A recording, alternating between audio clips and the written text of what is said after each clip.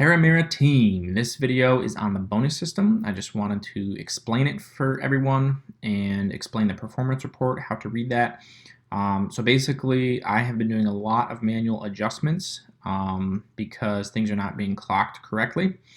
So I just want to go over all that. One of the big things is the unproductive time has been like through the roof, and most of that is due to not clocking the shop time, both beginning and end of day, and also not clocking in and out of jobs correctly. And I'll go over that a little bit later. But the bonus system measures three things. You have three graphs on the right-hand side of the report here: your quality score, your budget, under budget time, and your efficiency. Those correspond to those three green boxes over here. And the quality score is pretty easy to understand. Basically, after each service, the customer will get a one-click survey where they're asked to rate the job from 1 to 5 stars. We total all those up, we average them for the week, and that is your quality score, any job that you were on. The next one is the over-under time. So, as you guys know, when you clock into a job, it basically tells you how long it's estimated to take. If you go in over that, you are over budget for the job. If you come in under that time, you're under budget for the job. And what we do is we total all of that for the week and add it all together. So if you're over budget on 5 jobs by a little bit, but then you're under budget on 30 jobs by a little bit, you're going to be under budget for the week as a whole.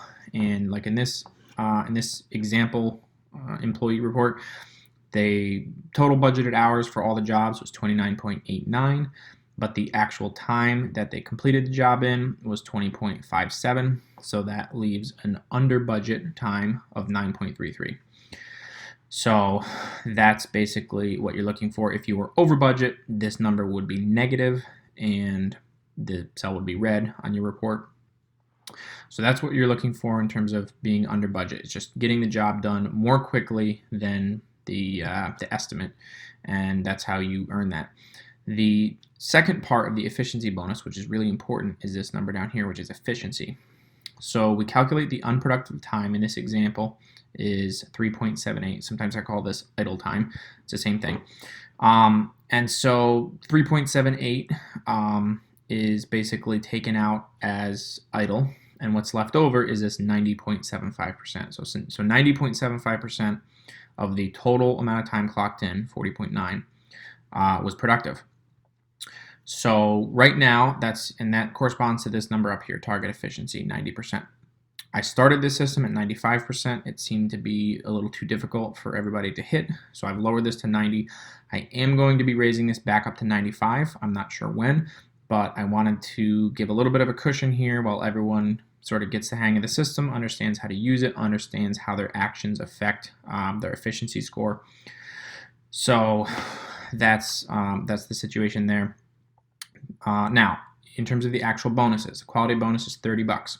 If you hit a 4.5 or better, you get the $30. Even if you don't hit the over-under in efficiency, you'll still get your quality bonus every week if you hit 4.5. The efficiency bonus, this $8 number here, if you are under budget and your efficiency is within range, so over 90%, then you'll start to earn the efficiency score, the efficiency bonus. And the way this works is you take the $8, you multiply it by whatever amount of under budget you are. So in this example, 9.33. Multiply those two together, gives you an efficiency bonus of $74.61. So if your efficiency were 89%, just for example, even though you were under budget, you get no efficiency bonus. So it is required. You have to hit both of these numbers. You have to hit both of them in order to get any efficiency bonus at all.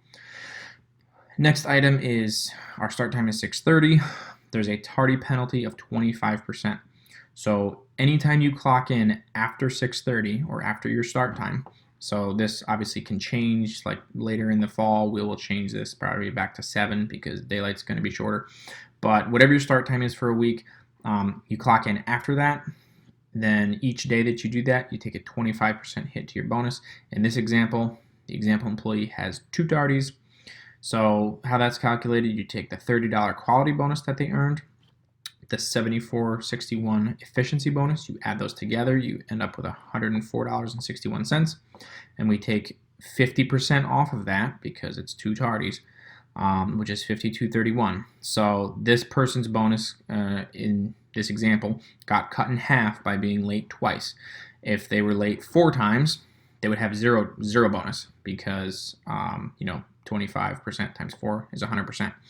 If they were late 0 times, they would have got the full $104.31 with no tardy penalty. So that is how that works. Now, for some details on how some of this stuff is calculated. So, the unproductive time. The way this is calculated, we take the total amount of time that you're clocked in. We take the actual time that you spent on a job. So we subtract that out. So we start with 40.90 total clocked in hours. We subtract out the amount of time you spent on a job. We subtract out the drive time. We subtract out any equipment downtime, if there was any.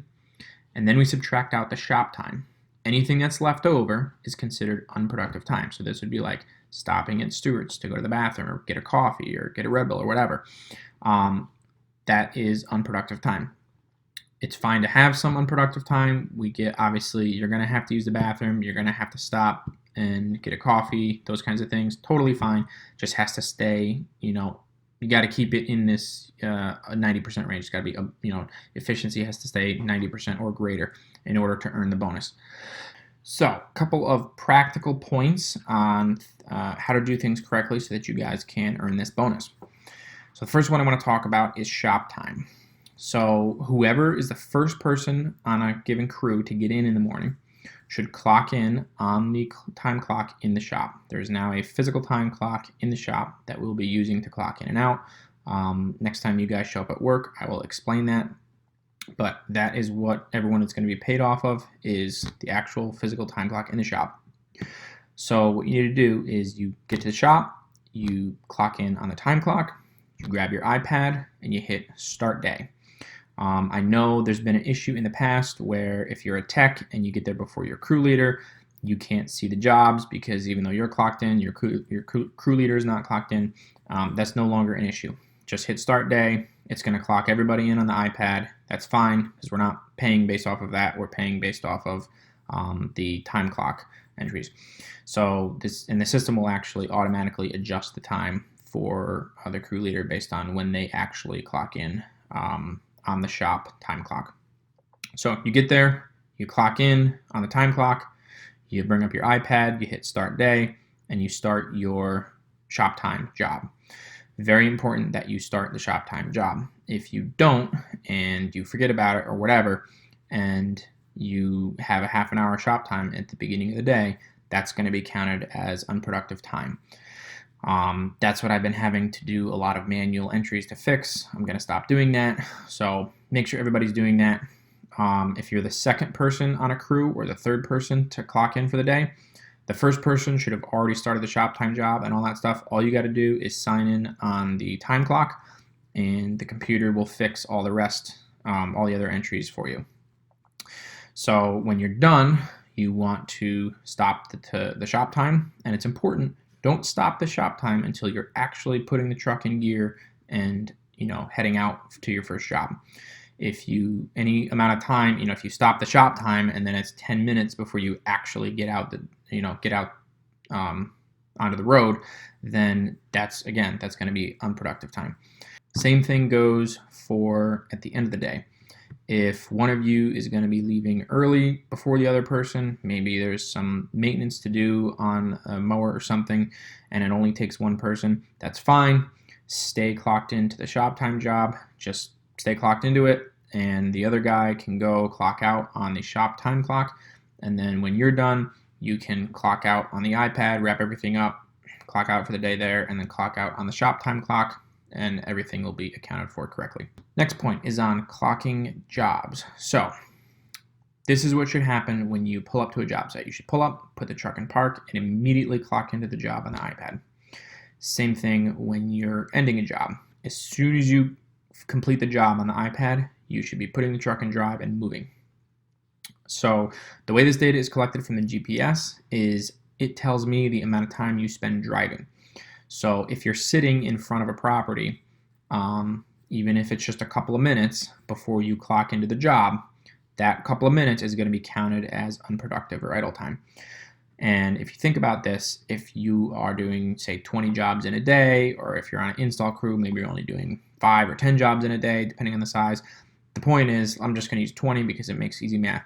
If you do that 2 minutes before the job and then 2 minutes at the end of the job, that's 4 minutes per job times 20 stops in a day. There's 80 minutes or an hour and 20 minutes every day that's going to be counted as idle time. So, if you do that every day, you're at over 5 hours for the week of idle time just from taking, 2 minutes at the beginning and the end of job by not clocking that properly. So make sure you're doing this properly.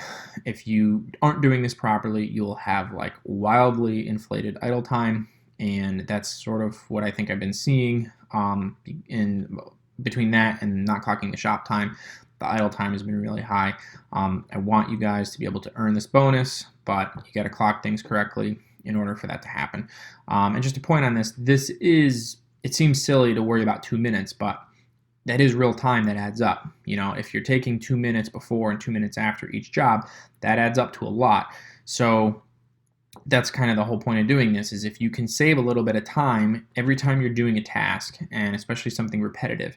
If you're doing something over and over again, if you can save a little bit, even just a few minutes, but you're doing it 60 times in a week or 80 times in a week or whatever, that can save, that can add up to a lot of time. That means we can fit more jobs on the schedule. That means you guys generate more revenue for the company. And the whole point of this system is to encourage you guys to do that so we can share some of that revenue back with you guys.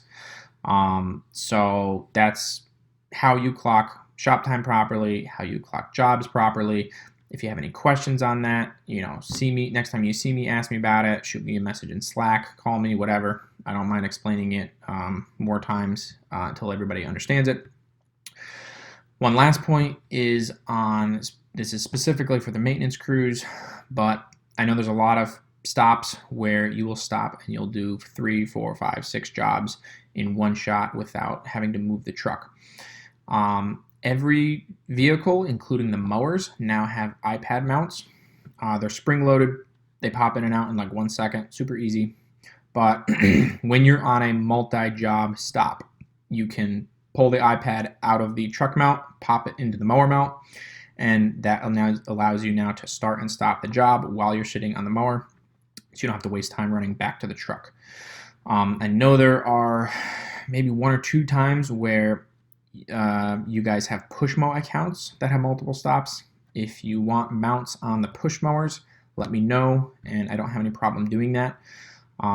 So that's basically the situation there. You guys can now clock that stuff accurately, and I look forward to your feedback on how that works. If that's a good solution, let me know. So that's pretty much what I have for you guys for this update. If you have any questions or you need more information on anything related to the bonus system, clocking in and out, any questions of that sort, let me know. More than happy to go over that stuff with you again.